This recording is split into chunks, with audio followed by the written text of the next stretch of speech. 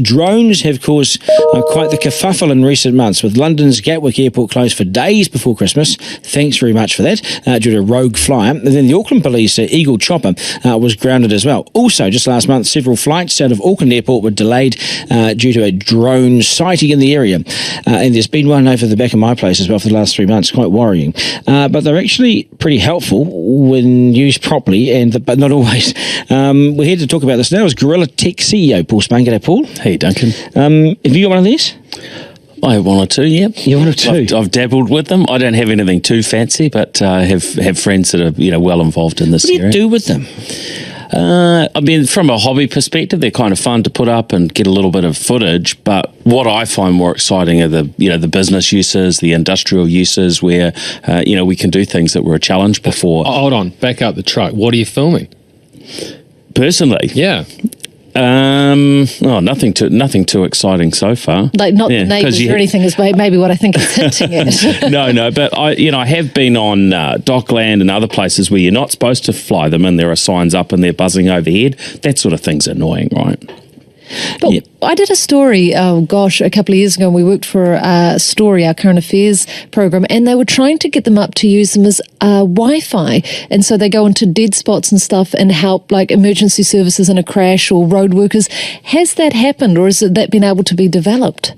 I haven't heard of that particular use, but there's Google who put their balloons up for that type of scenario. So use as a force for good. What do you think the future looks like?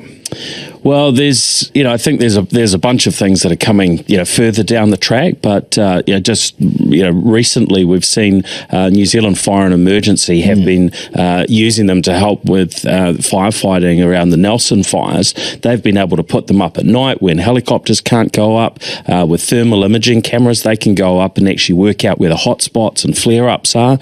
So that's the sort of thing that can save lives, save time for the firefighters, so they're really focused on the right things and keeping people out of harm's way. So that sort of usage surveillance is really good. Surveillance, that sort of top-level spy agency stuff? Oh, that's been around probably for longer than consumer drones, and that's I guess the history has been military use. But I heard of a case over the weekend where a local firm is using them around a warehouse to go and survey and count their stock in a really big warehouse. And Department of Conservation had quite an interesting use case where they needed to get kakapo sperm from one side of an island to another, and instead of hours traipsing through the bush, it can be done in a drone in 10 minutes. Yes. In terms of the new technology coming, what are these things doing that we just don't know about yet? Well, NASA have been doing some research in the States around how we traffic manage drones, because at the moment we don't generally see too many drones flying around our cities and so on, unless you're at a park and someone's having a bit of fun. We have road cones. We do.